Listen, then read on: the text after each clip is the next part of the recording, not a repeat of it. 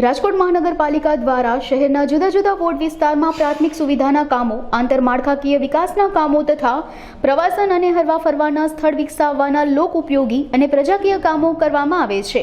આ કામો વધુ સારી રીતે અને સમય મર્યાદામાં થાય તે રીતે પૂર્ણ કરવા માટે નાગરિકોને સાથે રાખી તેઓની રજૂઆતો, પ્રશ્નો, ફરિયાદો અને સૂચનો આવકારવા માટે રાજકોટ મહાનગરપાલિકા દ્વારા વોર્ડ વાઇઝ મેયર તમારા દ્વારે લોક દરબાર અંતર્ગત વોર્ડ નંબર 15માં વોર્ડ ઓફિસ ખાતે મેયર તમારા દ્વારે લોક દરબાર યોજાયો હતો। ભાજપના કાર્યકર્તા અજયસિંહ ચુડાસમાએ રજૂઆત કરતા જણાવ્યું હતું કે દેશી દારૂના હાટડાઓ ચાલે છે તેને બંધ કરાવો। કોંગ્રેસના કોર્પોરેટર વશરામ સાગઠિયા અને કોમલ ભારાએ પણ ઉપસ્થિત રહ્યા હતા। કોંગ્રેસના કોર્પોરેટર વશરામ સાગઠિયાએ 15 રજૂઆતો કરી હતી। વોર્ડના અનેક વિસ્તારમાં દારૂનું ખુલ્લેઆમ વેચાણ થાય છે।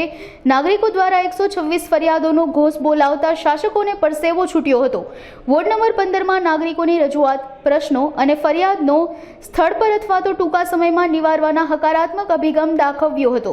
પહેલા તો રાજકોટના મેયરશ્રીનો મેં વોર્ડ નંબર 15ના કોર્પોરેટર તરીકે આભાર માન્યો છે અને ચોખ્ખું કીધું આપ રાજકોટમાં અમારા પ્રશ્નો સાંભળવા આવ્યા એ બદલ તમારા બધાનો આભાર। પણ મેં વોર્ડ નંબર 15ના કોર્પોરેટર તરીકે 15 પ્રશ્નો પૂછ્યા છે જે રાજકોટના સામે કાંઠેના અને મારા વોર્ડના પ્રાણ પ્રશ્ન છે।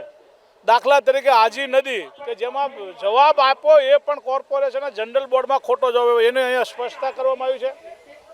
રાજકોટના પશ્ચિમ ઝોનમાં વિકાસ થાય, ડેવલપ થતું હોય તો રાજકોટ પૂર્વ ઝોન કેમ ડેવલપ નહીં? પીટીસીનું ગ્રાઉન્ડ છે, સરકારી ગ્રાઉન્ડ છે, જે બહુ મોટું ગ્રાઉન્ડ છે, 20 થી 25 વીઘા જમીન છે। આ ડેવલપ કરે તો એમાં સ્પોર્ટ્સ ક્લબ કોમ્પ્લેક્સ બની શકે એમ છે, ક્રિકેટ ગ્રાઉન્ડ બની શકે એમ છે, બગીચો બની શકે એમ છે। ટૂંકમાં વિકાસ માટે એ પણ અહીંયા જગ્યા મોટી છે। એનો પણ અત્યારે રાજકોટના માન્ય મેયરશ્રીને રજૂઆત કરી છે। મારા વોર્ડમાં છેલ્લા 7 વર્ષથી જે રસ્તાઓ રોડના કામ નથી થયા તેની પણ રજૂઆત કરવામાં આવી છે। સફાઈમાં વારંવાર રજૂઆતો કરવા છતાં વોંકળા પ્રી મોન્સૂન કામગીરીમાં વોંકળાનો જે લાખો ટન કચરો બતાવતા હતા, આજની તારીખે મેં એમને વિડીયો પણ બતાવ્યો છે ને તમે કહો તો તમને પણ બતાવી શકું છું। અત્યારે હાલમાં પણ એ વોંકળા એમ નામ ગંદકીના ભર્યા છે, વોંકળા સાફ થયા નથી। આ પણ રજૂઆત કરી છે। રાજકોટના વોર્ડ નંબર 15માં ડીઆઈ પાઇપલાઇન હું વચ્ચે 1 વર્ષ આ વોર્ડ કોર્પોરેશનમાં નહોતો તે પહેલાંની મંજૂર કરેલી પાઇપલાઇન આવી ગઈ હોવા છતાં હજી મારા વોર્ડમાં ડીઆઈ પાઇપલાઇન નાખતા નથી। એટલે ગંદા પાણીના દરરોજ 10 થી 20 પ્રશ્નો ગંજીવાડા, ખોડિયારપરા, આંબેડકર નગર, માંડાનું મફતિયું આ વિસ્તારમાંથી કાયમી પ્રશ્નો ગંદા પાણીના આવે છે જે લોકોને પીવાથી પાણીજન્ય રોગ થાય છે। એના માટે પણ રજૂઆત કરવામાં આવી છે। એની વેદના છે, સમજો। ભાજપ કોંગ્રેસ કરતા તે ભાજપના આગેવાનોએ અત્યારે 4 પ્રશ્નો, એક વ્યક્તિએ 4 પ્રશ્નો કર્યા, એક વ્યક્તિ 18 પ્રશ્નો રજૂ કર્યા। એ બધું બતાવે છે કે એ લોકોને અંદર પેટમાં બળદ છે, અંદરથી બહાર કાઢી રહ્યા છે, પરંતુ ભાજપના શાસકો એમાં બેસાડી દેવા માગે। તમે જોયું માન્ય અધ્યક્ષ શ્રી મેયરશ્રી એમ કહેતા બે જાઓ સ્ટેન્ડિંગ ચેરમેન બેસાડતા હોય એ બહુ નવાઈની વાત છે। એ અહીંયા લોકોના પ્રશ્નો સાંભળવા આવ્યા છે, નહીં કે એ લોકોને બળજબરીથી બેસાડવા માટે। વિકાસના કામો ન થાય તો હું 1 વર્ષ નહોતો એટલે રોકાઈ ગયું છે, પરંતુ હવે ન થાય તો એને કેવી પરિસ્થિતિ આગામી દિવસોમાં થશે એ મારે જોવાનું છે। કાયમી વર્ષોથી, આજે કાલને નથી, વર્ષોથી ચાલુ છે। વારંવાર રજૂઆત કરવા છતાંય કશું થતું નથી। હપ્તા લે છે પોલીસ, હપ્તા લે છે। એના બધાના કહેવા મુજબ છે પાર્ટીના હાઈકમાન્ડ સુધી હપ્તા પહોંચતા હોય એટલે પછી ન થાય એનો પ્રશ્ન। એ તો એના ભાજપના કાર્યકરોએ આજે રજૂઆત કરીને કે આ હાટડા શા માટે ખુલ્લા રાખો છો? લોક દરબાર જે યોજ્યો છે બહુ ખૂબ સારી વાત છે। જે નાના માણસોના પ્રશ્ન છે જે ખુલ્લેઆમ બોલી શકે, જેનો પ્રોબ્લેમ હોય તે સોલ્વ થાય। લોક દરબાર હું તો એમ કહું છું દર 2 મહિને 2 અથવા 3 મહિને આવા લોક દરબાર યોજવા જોઈએ જેથી કરીને વોર્ડના પ્રશ્નો છે તે સામે આવી શકે। મારી રજૂઆત એ છે કે વોર્ડ નંબર 15ની અંદર જે દિવસે ને દિવસે બધા વોર્ડનો વિકાસ થતો હોય તો વોર્ડ નંબર 15નો વિકાસ કેમ ન થાય? વોર્ડ નંબર 15ની અંદર જે ગેસની લાઈન આવી છે અમુક વિસ્તારમાં આવી છે, અમુક વિસ્તારમાં નથી આવી, તો એ ગેસની લાઈન તમામ વિસ્તારમાં આવે। બીજું એ કે લાઇટ બિલ, વેરા બિલની અંદર જે સુધારા કરવામાં આવે, આ વોર્ડ નંબર 15 આખો દસ્તાવેજ બહુ ઓછી જગ્યાએ છે। તો પહેલાં લાઇટ વેરા બિલની અંદર નામ સુધારા થઈ જતા હતા, અત્યારે વારસાઈ આંબો માગે છે.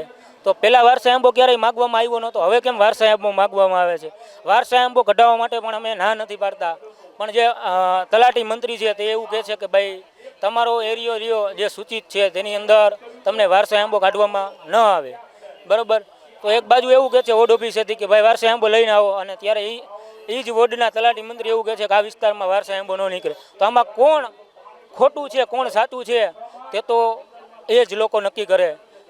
એથી આગળ વાત કરું કે ભાઈ વોર્ડ નંબર 15ની અંદર અસાન ધારો પણ હોવો જોઈએ.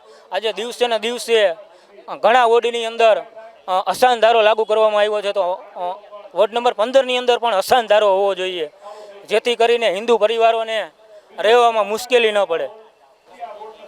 વોર્ડ નંબર 15 જે દેશી દારૂનું હબ છે, આ દેશી દારૂના હબની અંદર આ જે દેશી દારૂ જે જગ્યાએથી મળે છે, જે જગ્યાએ વેચાય છે એનું સરકારને ખબર જ હોય છે, તો આ પોલીસ તંત્રને ખબર જ હોય છે.